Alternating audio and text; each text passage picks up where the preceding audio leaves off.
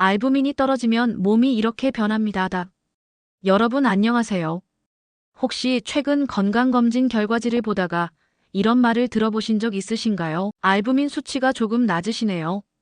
처음 듣는 단어라 무슨 말인지 모르겠고 괜히 찜찜해지는 경험. 혹시 있으신가요? 사실 이 알부민이라는 건 생소해 보이지만 우리 몸 건강을 지키는 아주 중요한 단백질입니다. 오늘은 이 알부민이 도대체 뭐길래 건강 전문가들이 그렇게 강조하는지, 그리고 시니어 분들에게는 왜 더 중요한지 쉽고 재미있게 풀어드리겠습니다. 끝까지 보시면 내가 왜 알부민을 챙겨야 하는지, 어떻게 하면 수치를 건강하게 유지할 수 있는지 딱 감이 오실 거예요. 먼저 질문 하나 드려볼게요. 요즘 몸이 자주 붓는다거나 쉽게 피로해지고 상처 회복이 예전보다 느려졌다. 혹은 체중이 급격히 빠지거나 근력이 빠져 힘이 부쩍 없어진다. 이런 변화 느껴본 적 있으신가요? 혹시라도 그렇다면 그냥 나이 탓만 하실 게 아닙니다. 알부민이 부족해서 생긴 변화일 수도 있습니다. 알부민이 뭔지부터 확실하게 이해해 볼까요? 알부민은 우리 혈액 속에 가장 많은 양으로 존재하는 단백질입니다. 간에서 만들어져서 우리 몸 곳곳을 돌며 중요한 일을 하는 일꾼이죠. 그렇다면 알부민이 하는 일은 뭘까요? 첫째, 우리 몸의 수분 균형을 맞춰줍니다. 알부민이 부족하면 혈관 속 수분이 빠져나가 부종이 생기고 몸이 잘 붓게 됩니다. 특히 다리나 발목이 퉁퉁 붓는 경우 알부민 수치를 꼭 확인해 보셔야 합니다.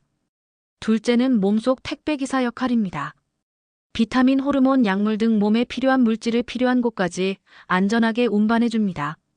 알부민이 부족하면 이 운반 시스템이 제대로 작동하지 않아 몸 곳곳이 제 역할을 못하게 되는 겁니다. 셋째는 몸속 청소부 역할입니다. 노폐물과 독성 물질을 붙잡아 배출하는 일을 합니다. 알부민이 부족하면 몸속 찌꺼기가 쌓이게 되고 건강이 무너질 수 있겠죠. 이제 조금 감이 오시나요? 알부민은 그냥 단백질이 아니라 몸을 움직이게 하는 기본 중의 기본입니다. 특히 시니어에게 알부민은 왜 더 중요할까요? 그 이유는 바로 나이가 들수록 알부민을 만들어내는 능력이 점점 떨어지기 때문입니다. 간의 단백질 합성 능력은 자연스럽게 감소하고 식사량도 줄어들면서 알부민이 쉽게 부족해집니다. 또 한 가지 중요한 사실. 알부민은 체력 회복 속도와도 직결됩니다. 수술이나 큰 질병을 겪은 분들이 회복이 더딘 이유 중 하나가 바로 알부민 수치가 낮기 때문입니다. 즉, 알부민은 체력, 면역력, 회복력까지 책임지는 중요한 지표라는 겁니다. 실제로 이런 사례가 있었습니다. 70대 중반 김어르신은 요즘 몸이 자주 붓고 힘이 없어서 병원을 찾았습니다. 건강검진 결과 알부민 수치가 낮게 나왔고 의사는 영양 부족과 간 기능 저하를 지적했습니다. 김어르신은 혼자 사시면서 간단하게 밥과 국만 챙겨 드셨는데 단백질은 거의 섭취하지 않으셨던 겁니다. 영양 상담 후 식단에 계란, 흰자, 두부, 생선, 닭가슴살 같은 단백질 식품을 추가했고 2달 뒤 알부민 수치가 정상 범위로 회복되면서 부종이 줄고 기운도 회복됐습니다. 이처럼 알부민은 단순한 숫자가 아니라 삶의 질을 좌우하는 지표입니다. 그렇다면 우리는 어떻게 알부민 수치를 관리할 수 있을까요? 가장 쉬운 방법은 식단을 통해 단백질 섭취를 늘리는 겁니다. 첫 번째, 계란입니다. 특히 계란 흰자는 알부민의 보고라고 할 만큼 고품질 단백질이 풍부합니다. 하루 한두 개씩 꾸준히 챙겨 드세요. 두 번째, 생선입니다. 연어, 고등어 같은 등푸른 생선은 단백질뿐 아니라 오메가 지방산도 함께 공급해주니 일석이조입니다. 세 번째, 두부와 콩류입니다. 식물성 단백질이 풍부하고 소화도 잘 돼서 시니어에게 적합합니다. 네 번째, 유제품입니다. 우유, 요거트, 치즈 등은 간편하게 단백질을 보충할 수 있는 좋은 방법입니다. 다만 유당에 민감한 분들은 무유당 제품을 선택하세요. 마지막으로 닭가슴살이나 살코기 같은 저지방 고기도 꼭 챙겨야 합니다. 기름지지 않게 삶거나 구워 드시면 부담 없이 섭취할 수 있습니다. 혹시 이런 생각이 드시나요? 내가 이런 음식을 다 챙겨 먹을 수 있을까? 그래서 한 가지 팁을 드리면 하루 세 끼를 다 바꾸려고 하지 말고 한 끼만 단백질 중심으로 바꿔보세요. 예를 들어 아침에 삶은 계란과 두부를 추가하거나 저녁에 생선이나 닭가슴살을 넣어 식사를 구성하는 겁니다. 이 작은 변화가 알부민 수치를 서서히 끌어올려줍니다. 그런데 여기서 끝이 아닙니다.